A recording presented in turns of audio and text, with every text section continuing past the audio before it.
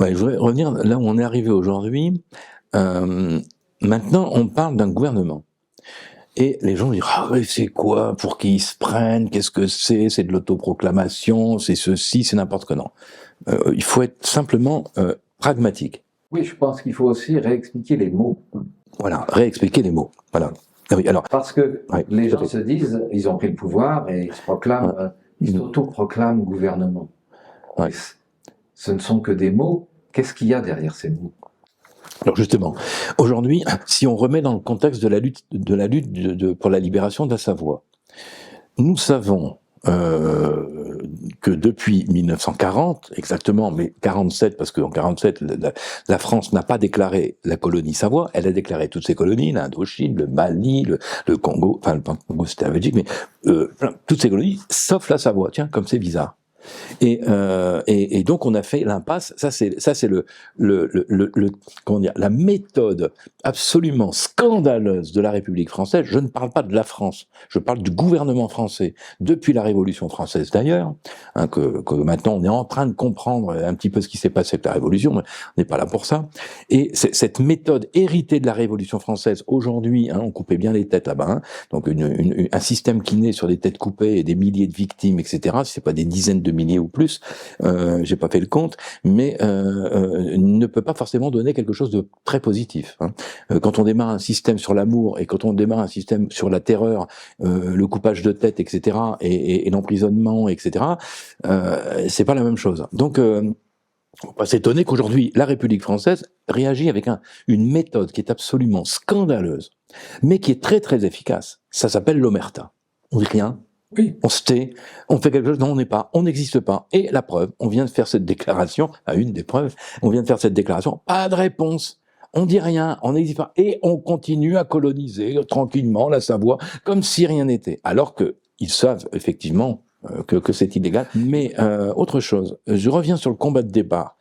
Le combat de départ de la Savoie a été, et là je ferai honneur à Monsieur Desnarier, Desnarier était quelqu'un qui, durant la guerre, a été en camp de concentration, de Seconde Guerre mondiale, et s'est retrouvé avec un Autrichien, je pense, qui a été c'était des généraux, enfin ils étaient officiers dans l'armée tous les deux, et le général autrichien a dit à ce monsieur Desnarier, qui était un habitant d'Annecy, d'ailleurs il est enterré au cimetière d'Annecy, et il lui a dit, mais tu sais que tu devrais pas être ici. Il dit comment ça? Ben oui, t'es savoyard, ben donc tu ne devrais pas faire la guerre. C'est dans le traité de 1860, il était dit que tous les savoyards n'avaient pas à aller en guerre. Or, en 1870, en 1914 et en 40, eh ben on n'a pas du tout, on a violé ce traité, comme la France sait le faire. Enfin, la République française. Elle viole même ses propres habitants. Là, elle a violé les traités comme tout le reste. Elle viole tout. Elle viole tout. La République française viole tout, y compris son propre peuple. Moi, je suis né à Lille, hein, je suis français, d'accord? Bon, alors, ce qu'on me reproche, d'ailleurs, entre parenthèses, je veux libérer la Savoie, je suis français. Et alors, c'est quoi, c'est quoi ces bêtises? Nous, on travaille pour un peuple entier, on travaille pas pour qu'une ethnie particulière.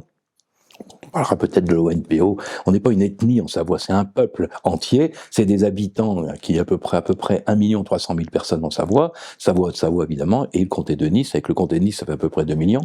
Donc, on travaille pour tout le monde. Noir, bleu, jaune, rouge, on s'en fout, blanc aussi. Il y a à peu près 1 million de Français en Savoie. Donc, je pense que je suis tout à fait légitime de vouloir libérer ce pays que j'appelle mon pays d'adoption maintenant. J'y suis depuis longtemps.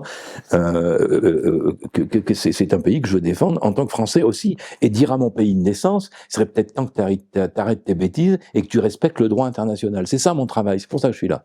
Donc tout le travail qui a été fait depuis donc Monsieur Desnarier qui a fait en rentrant de la guerre, bon, il s'est dit mais voilà, attendez, je savais pas que mon pays, que la Savoie était un pays, que c'était mon pays, qui avait rien à voir avec des régions françaises, et il a commencé à faire des recherches et a accumulé un nombre important, impressionnant de documents, qui ont été donnés d'ailleurs, qui ont été remis à l'un des fondateurs de la Ligue, Jean-François Catelin, dont il a encore une bonne partie. Ça a donné naissance à des groupes tels que, au départ, l'un des groupes, mais il y en a eu avant la Ligue savoisienne. Hein. Je ne connais pas tout en détail, mais celui qui a été le plus, médiatisé à l'époque, ce fut dans les années 90, la Ligue savoisienne. Et des gens ont, comme on fait maintenant. D'ailleurs, dont certains sont encore là, dont je ne dirai pas les noms, mais qui ont contribué aussi, pour ne pas les salir, parce qu'ils aiment bien salir, mais moi j'aime pas, donc, et qui ont contribué aussi à la destruction de la Ligue savoisienne, qui avait à l'époque jusqu'à 5000 adhérents, donc ça a été assez, ça a fait peur au pouvoir français d'ailleurs à l'époque. République. Et donc, et après, il y a eu une multitude suite à ça de différents groupes qui se sont constitués. Bon, je vais pas dire les noms, mais on les a sur le site, c'est facile. Hein. Donc, on peut les retrouver, et dont des groupes politiques. On parle du mouvement mouvement régional savoisien, de 100% Savoie, de un qui s'appelle une association de 1901 qui revendique État de Savoie, en étant association 1901. Ça fait un peu particulier, ce qui explique pourquoi ils ont été dissous, donc créés en 2012 et dissous en 2014. Mais et tous ces gens-là qui ont essayé de faire de leur mieux, mais chacun voulant tirer la couverture à soi, mais c'était des collectifs ou des associations. On ne libère pas un pays avec une association. Donc on revient à ce qu'on a fait.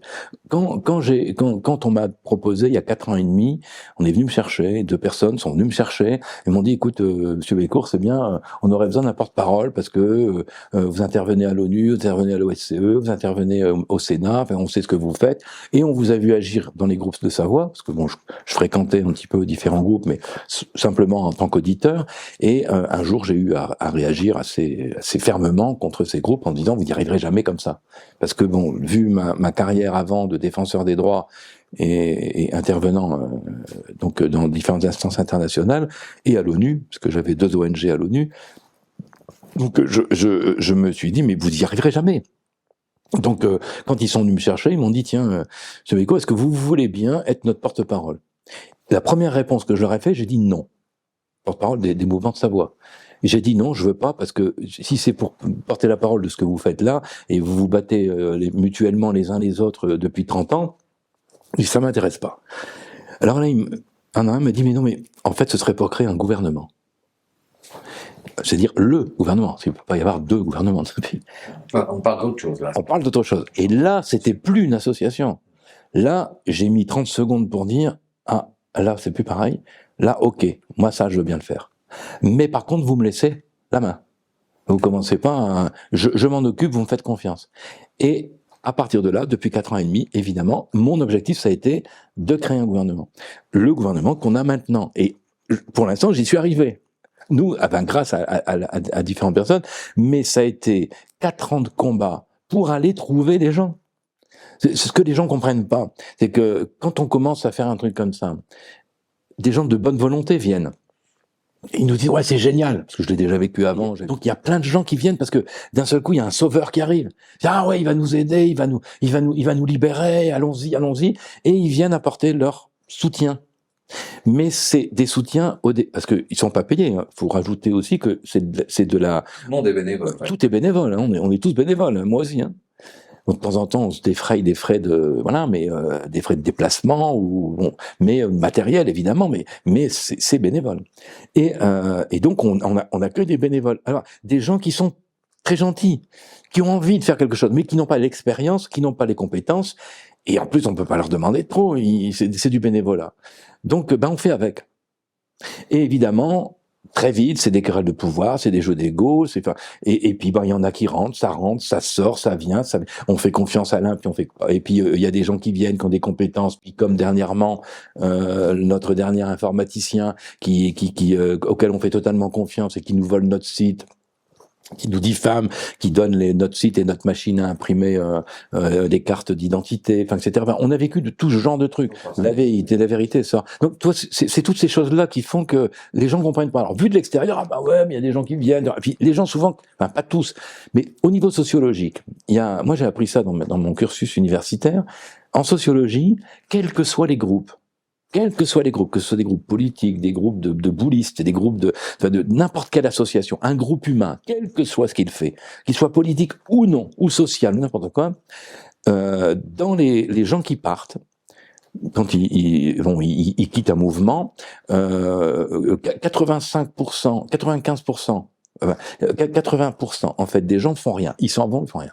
D'autres essayent de rechercher et essaient de comprendre pourquoi. Et il y a 5% qui se retournent contre le mouvement, donc qui se vengent en fait.